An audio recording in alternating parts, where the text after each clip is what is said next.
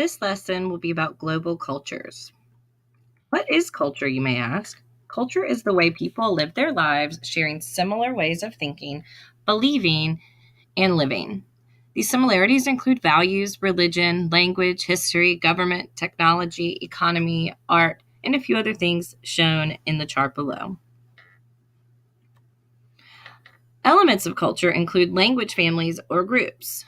These are large groups of languages having similar roots. They are the key to cultural development.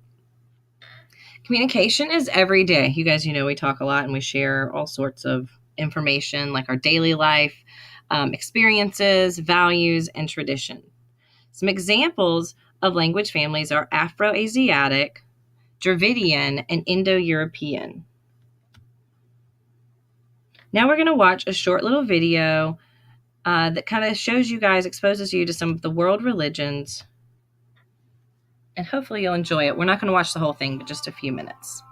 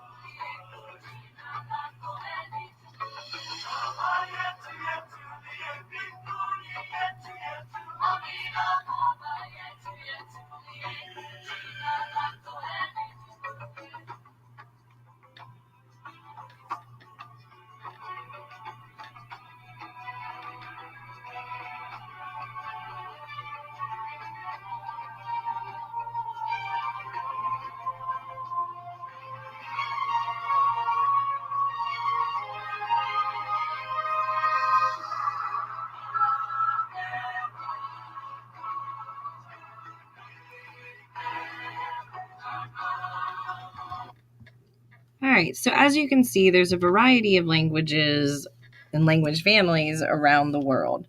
Now, there are, of course, differences. So one of the differences within those language families would be dialect, so local forms of the language. Like we speak English here in the United States, but they also speak English in the United Kingdom. And of course, there's going to be differences in pronunciation or even the meaning of words when this happens. Have you guys heard the phrase, you say tomato, I say tomato? There are various languages can stem from the same language. So we're part of the Indo-European family, which includes German, English, French, and Spanish. All right, another element of culture is religion. Religion varies around the world, but often provides a sense of identity. It influences daily life, family values, and governmental procedures. History, religious symbols, art, and literature are essential parts of cultural identity. Culture is developed through the creation of civilizations and the needs of the people living there. Civilization consists of the following. You must have advanced cities, specialized workers, complex institutions, which include government and religion, record keeping, good old historians, advanced technology, and a connection to a world system, like trade.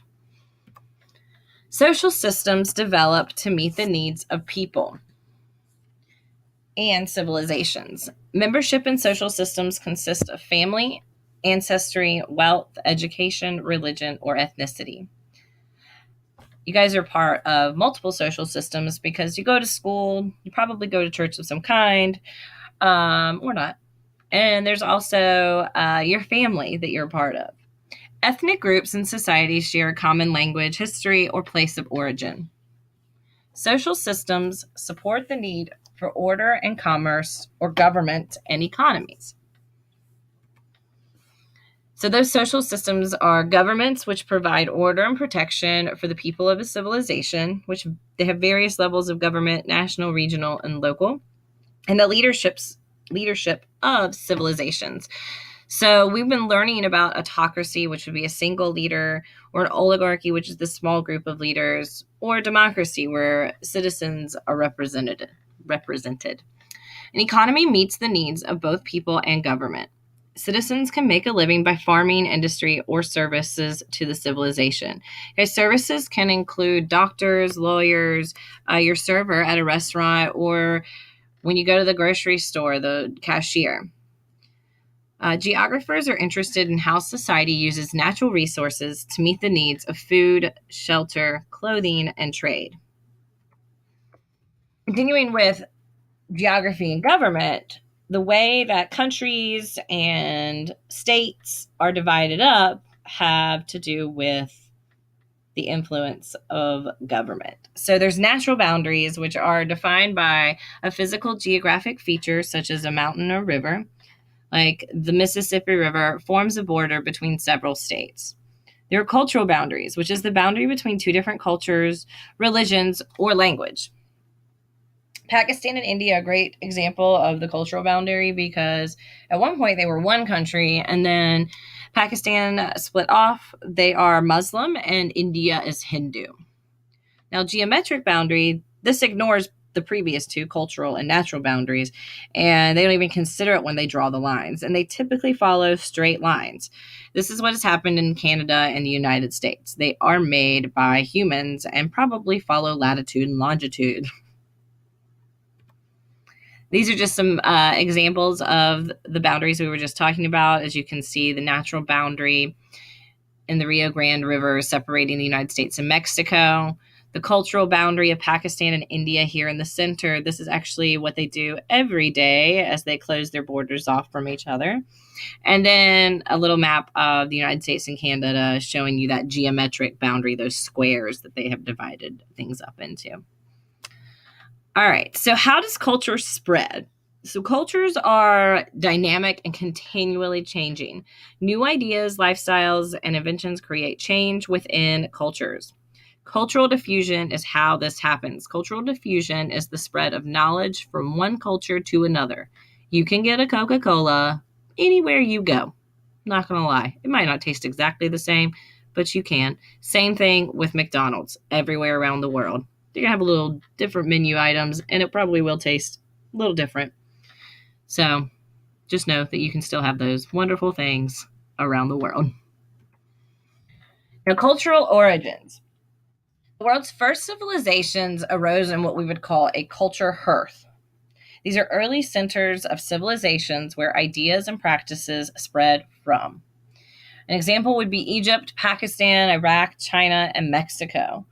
Think about the Mesopotamians and the ancient Egyptians, the Mayans, the Aztecs, or the Ming dynasties in China. All of them had 5 geographic features in common. They were along water, the climate was mild, and the land was fertile. Now, contemporary culture. Eras of cultural change have occurred.